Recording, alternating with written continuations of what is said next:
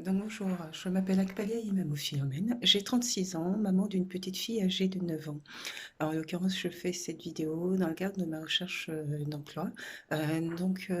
Bref, exposé de mon parcours de formation, puisque j'ai été diplômée en l'occurrence. Donc j'ai obtenu un diplôme de brevet d'état professionnel en spécialité de comptabilité, qui va me permettre après d'accéder à un bac, je vais dire semi-général, donc sciences technologies tertiaires, toujours spécialité comptabilité. À la suite donc de ce baccalauréat, je vais entamer sur un deck de droit que je n'aurais pas validé, mais qui me permettront d'acquérir quelques connaissances en matière juridique. Je vais ensuite, en 2007, rentrer en formation à l'école de service social de la Caisse régionale d'assurance maladie, qui était alors basée rue des Peupliers, donc à Paris, dans le 13e arrondissement. Et donc, formation de 3 ans, vraiment variée, qui va me permettre d'acquérir des connaissances, tant en matière de sociologie, de médecine générale, de connaissances en matière de psychiatrie également, et également énormément de travail, d'action collective et de travail collectif, ce qui permet de développer l'esprit d'équipe et le travail en groupe. À la suite de cette formation qui va durer pendant 3 ans, je vais clôturer donc en 2010 par l'obtention donc de mon diplôme d'état d'assistante de service social. Alors enceinte, mais j'aurais obtenu ce diplôme d'état que vous allez voir dans quelques minutes.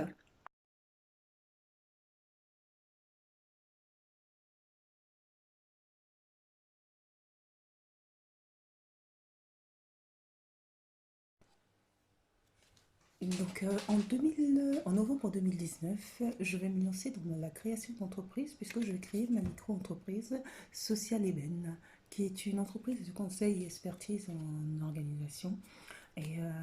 Partant de mes années d'expérience professionnelle, j'ai scindé les offres de services que je gère généralement dans mes différents postes que j'ai occupés et donc proposé en offre de services de manière scindée. Donc, bon, bilan actuellement où plus que négatif et qui, bon, en l'occurrence, tout en parallèle de mes activités, puisque je vais développer des activités annexes, notamment sur la mise en place d'une newsletter, d'une revue et de différents dossiers spéciaux portant sur les organisations, mais plus organisations institutionnelles étatiques. Et donc, projet que je souhaite poursuivre. Mon entreprise, qui est également une marque que j'ai déposée, je vais la développer, mais de manière différente. Là, en l'occurrence, ma recherche porte sur un poste d'assistante de service social, en entreprise, en organisation. Bon, j'ai un esprit plutôt analytique qui me permet justement de repérer les dysfonctionnements et les difficultés auxquelles peuvent être confrontées euh, les équipes dans les services et ainsi de proposer des pistes d'action et de résolution de ces problèmes. Je suis plutôt d'une nature dynamique, pas tout le temps, mais comme tout le monde, assez réactive et un choix perfectionniste dans le travail. Voilà. Je suis à la recherche d'un poste d'assistant de service social. Les différents postes que j'ai occupés jusqu'à maintenant, que ce soit au milieu hospitalier, au milieu associatif ou au milieu institutionnel, ce sont voilà, comme ça j'ai pu acquérir des compétences dans différents domaines, notamment dans le domaine du maintien à domicile, du handicap, du logement, de la famille, de l'aide en cas de précarité. Et donc, c'est pour ça que je fais cette vidéo. Donc, toujours dans le cadre de ma recherche de poste d'assistante de service social. Bon, si vous êtes à la recherche ou votre entreprise est à la recherche d'une assistante de service social, n'hésitez pas donc à prendre contact avec moi. Et cela, je précise, je suis en mesure de travailler dans différentes institutions. Donc, n'hésitez pas à prendre contact avec moi pour que nous puissions échanger, puis surtout obtenir un entretien d'embauche. Sur ce, je vous souhaite de passer une très bonne journée et puis je vous dis à bientôt. Au revoir.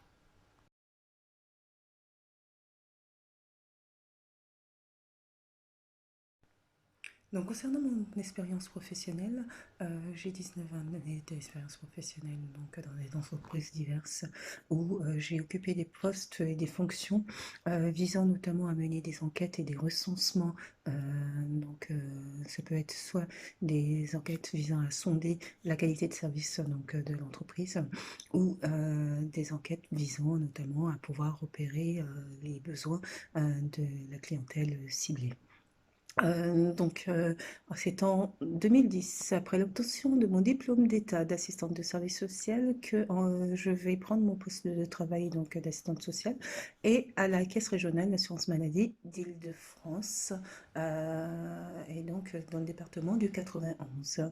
Donc, mes activités s'articulèrent autour de trois missions principales que sont l'accès aux droits et l'accès aux soins, la prévention de la désinsertion professionnelle et la prévention de la perte d'autonomie de la personne âgée et ou handicapée.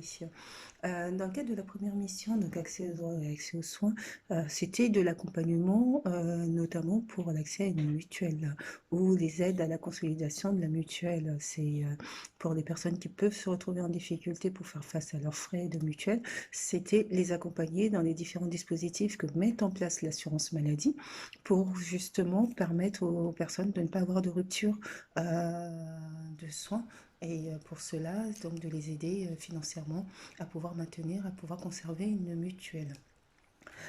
Voilà, ça va être l'aide à la constitution d'un dossier de CMU-C concrètement.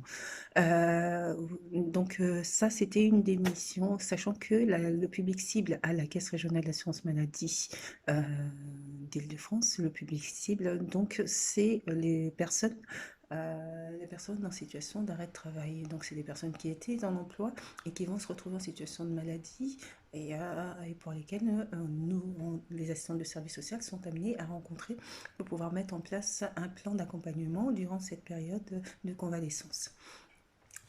Sur la deuxième mission, donc la prévention de la désinsertion professionnelle, justement, les assurés sociaux se retrouvent dans ce cas-là, dans une situation où ils se posent la question par rapport à leur activité professionnelle.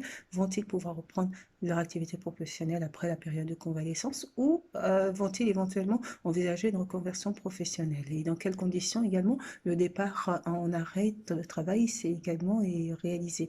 Et donc, c'est aussi les accompagner dans cette réflexion-là. L'assurance maladie, pour cela, met en place des dispositifs d'accompagnement pour les assurés sociaux, justement, pour favoriser le maintien à domicile, le maintien dans l'emploi avec d'autres partenaires, dont, bien sûr, la maison départementale des personnes handicapées ou le SAMET également, service d'appui au maintien en emploi des travailleurs handicapés, pour lesquels un travail de collaboration va être mis en place, justement, pour accompagner les assurés sociaux.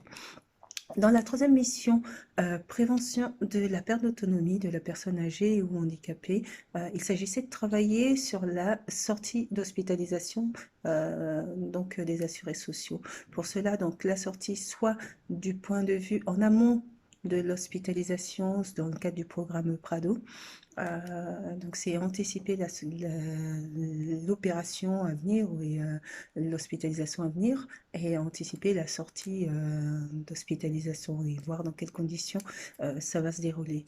Et il y a également, de manière plus curative, dans ce cas-là, à partir d'un signalement qui est effectué par les services sociaux, ou signalement fait par la famille également, qui indique qu'il y a une sortie d'hospitalisation. Et dans ce cas-là, une prise de contact est prise avec l'assuré social pour pouvoir le rencontrer à sa sortie d'hospitalisation à son domicile le plus rapidement possible, de sorte à pouvoir mettre en place les dispositifs qui vont favoriser le maintien à domicile, donc de l'assuré social. Donc concrètement, c'est le travail que j'ai pu effectuer pendant plus de 8 ans donc, à l'assurance maladie, au service social de la Caisse régionale d'assurance maladie d'Île-de-France.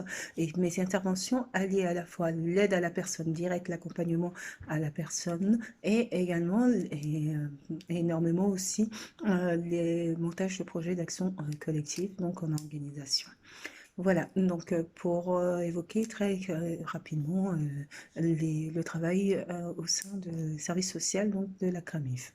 Après, j'ai occupé différents postes de travail, que ce soit en milieu hospitalier, qui était en complémentarité quelque part avec ce que j'effectuais à la CRAMIF, hein, ou encore en milieu associatif également.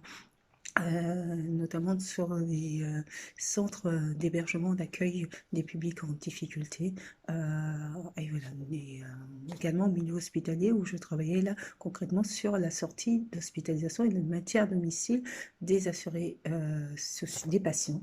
Là, si on parle en termes de patients. Donc, comment permettre justement collaborer avec les différents professionnels institutionnels, donc au sein de l'hôpital, justement pour que le maintien à domicile puisse se passer dans les meilleures conditions possibles. Donc voilà pour mon parcours professionnel.